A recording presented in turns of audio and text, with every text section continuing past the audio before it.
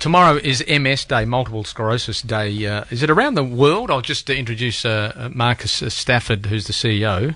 Is it around the world? It is around the world. Around the world, okay. So, and I'm also joined by Dave Hernan, who is suffering from MS now. He's a 41-year-old male, and he was diagnosed when, Dave? When was that? In August 2010. August 2010. How? I mean, how do you get to a point where you're going to the doctor wondering about what might be going wrong? For a few years I'd had some issues with my eyesight and speech and balance and things, and as a male, ignored those. Yeah. But one time I was in Sydney on a work conference and we went bowling afterwards, and I had bowled once before, the last time before, got 279, beat state champion. Yeah. But at the conference I got 45.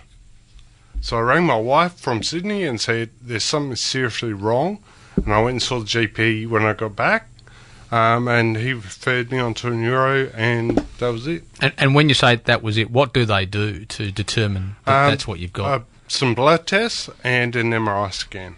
Okay, and you're informed that you've got MS. What are you told at the time that that's relayed to you about the condition? I was told that I had it, which was actually a relief because I thought I had a brain tumour or something else. And then I was like, okay, now what? So I asked the doctor, I said, well, I've got young children.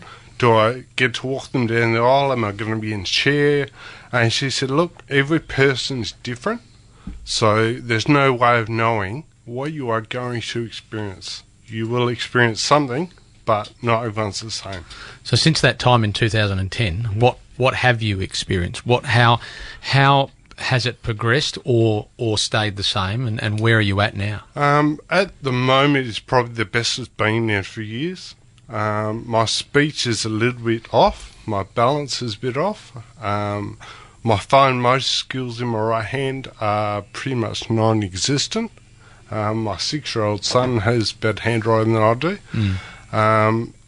Same here, by the way, if that helps. If that helps. And fatigue used to be an issue, but now I'm on a new drug that doesn't seem to be as much of a problem. Yeah. And I haven't had a relapse myself for about 4 years, so that's actually very good. So would you say then that it has stabilised? Is that the right words? Yes, it is. And okay, when you're in the hands of specialists and you know that you feel yourself that it's stabilised, are they able to give you any assurances, just to give people an understanding of whether once it's stabilised whether that means you're at a point where, okay, now I can sort of try and manage the best I can? No, I still get MRI scans and have a look at the brain and the damage to the brain and see if it's the same or worse or better or whatever. And over the last few years, it's been about the same. So functioning in terms of family life and so on for you, whether it's down the park or whatever? Yeah, I'll take the kids down the park and kick the footy if I can. I can do that now. I can kick the footy. A few years ago I couldn't. So that's gotten better. The nurses and the physios at the MS Society have helped me with my ability to walk better. I can't run yet, but they're trying to get me to do that. What about work? I haven't worked since November 2011. And what did you do prior to At the time I was the regional manager of a salary packaging company. Yep.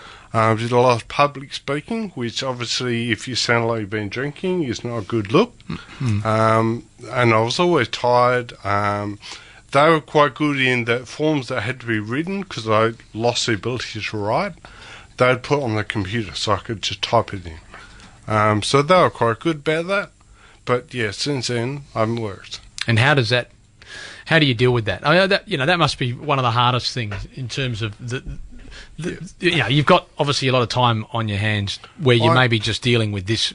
I was in a very dark place, and again, the MS Society helped me get through that.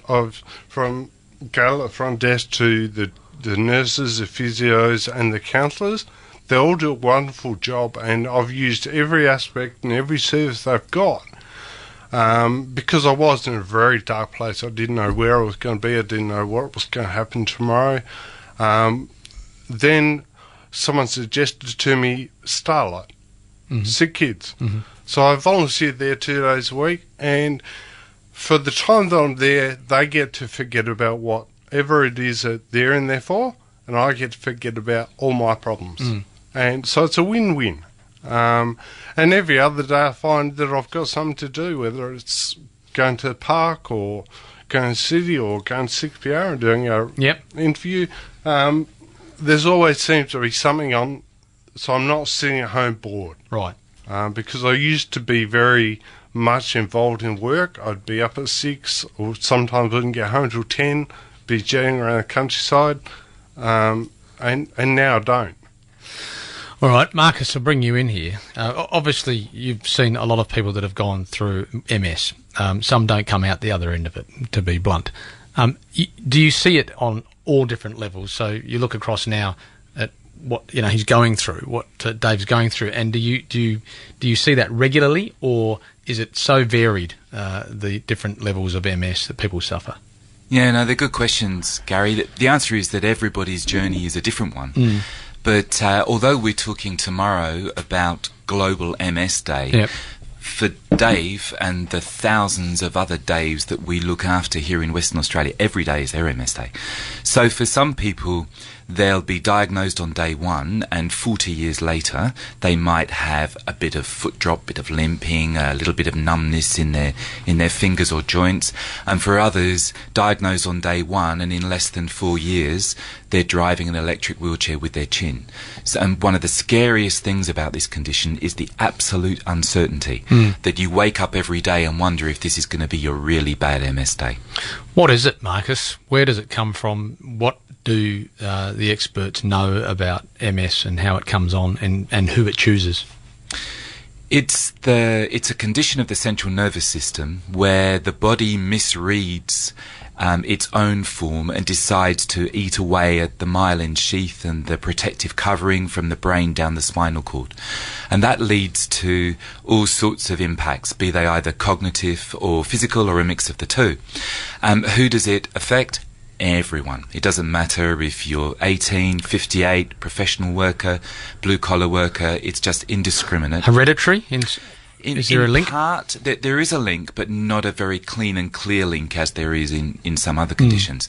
So the research work that we're doing is exploring some fascinating areas, like the further you're born from the equator, the greater your likelihood of contracting MS. So Scotland and Canada are the MS capitals of the world, and Tasmania has 6 times the number of people with MS that North Queensland does.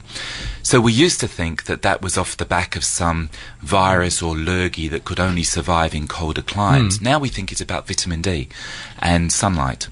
And so the work we're doing as the MS Society in Western Australia is the dominant funder of this single global study, is looking at vitamin D and the effect it might have in warding off MS or stopping it completely. All right.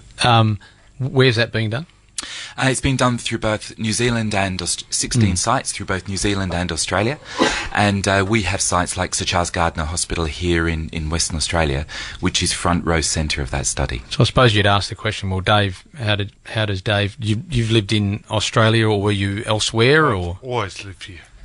Plenty of sunshine, certainly in Western Australia, I know that. But how do you put Dave into that equation then? There are just so many variables. I think if it was one simple and single item like vitamin D, we would have found the cure 50 years ago.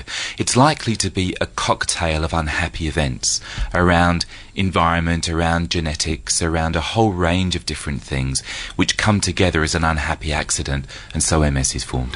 All right, I'm going to take a break now. We'll come back and we'll talk about the sort of treatment that's available, and I'm sure that varies as well, and we'll get into that. And I know that there's been some commentary recently about treatment in Russia, which I'm sure you're aware of, so we'll get into that issue and have a chat to Dave and see what it's like in terms of his family the support that's needed when you're going through this as well. This is Gary Adshead. Welcome back to the program. It's 11:15. Like I said, if you're listening and you are suffering through MS and you want to join our conversation, or you know someone that is, 9221 882, feel free to call in.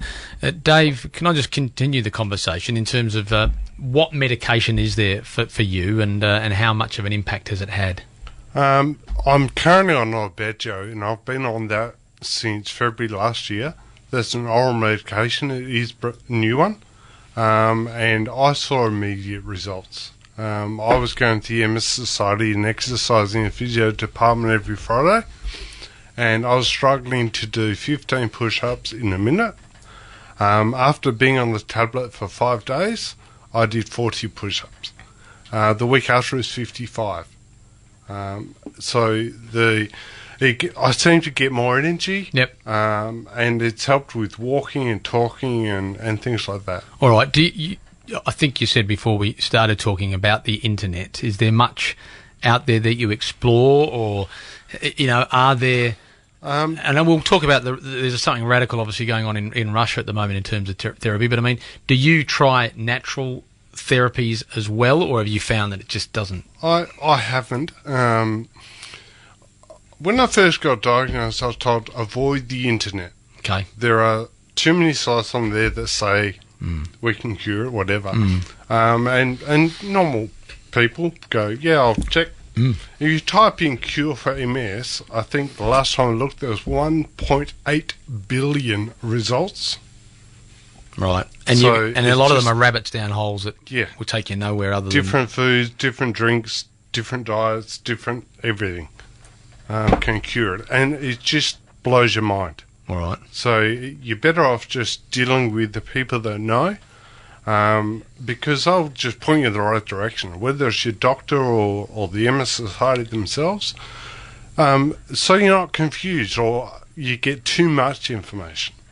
All right. Well, on that, Marcus, is anyone cured from MS? Does it regress? Can you turn it backwards? It's an incurable disease as I speak to you today, Gary.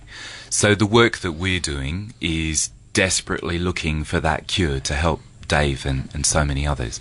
But no, in the spirit of reality, there is no cure for this condition. Right. In Russia, we talked about it a bit there. In Russia, there is some treatment that's being offered, and it seems to be being offered and lifting some hopes of people. What can you tell us about that, and where your organisation stands on it? Well, I think you used the word radical treatment. I think that's the right adjective to use.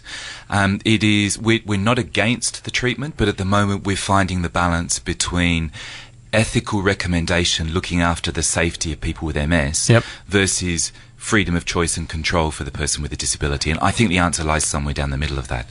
So we're not against it, but we are very cautious about it. There's not been enough research or track record through proper studies at this stage.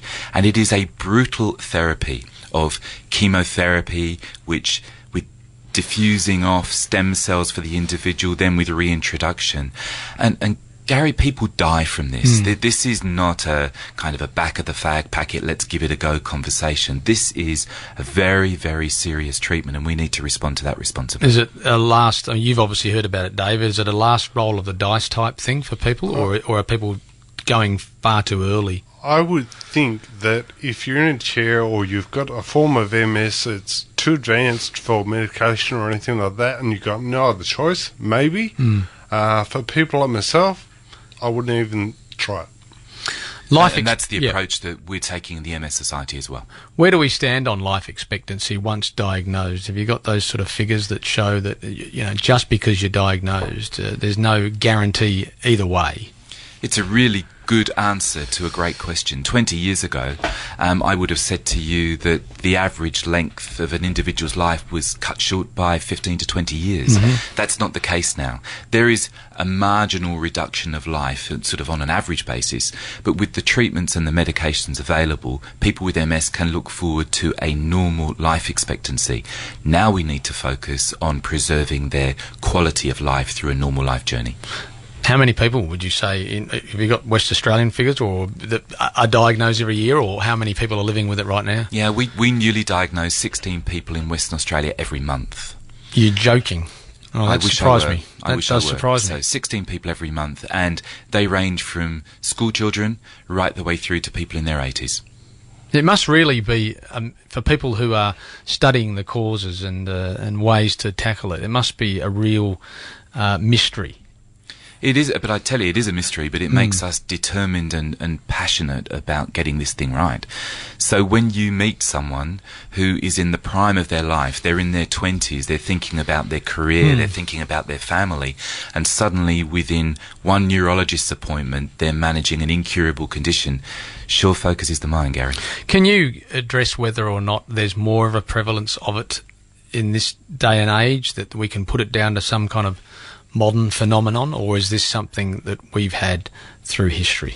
We have had it through history, and those results objectively are a bit clouded because our ability to diagnose now is so much better than it once was. If you're asking me intuitively my view, I think there are higher incidents of MS now within the able-bodied population than there probably were 50 years ago, which is the reason why some of our research is looking at lifestyle, stress, smoking, drinking, all those normal things, to see if there's something that we can do to reduce that possibility of MS. Do you think you'll ever unlock it, this one? I am convinced that we will unlock it, and we wouldn't be spending a record amount in research. This year the MS Society of WA is putting in $1.25 million into research, the highest in Australia. I wouldn't be spending that sort of money unless I was determined and convinced that we were going to find the cure for this.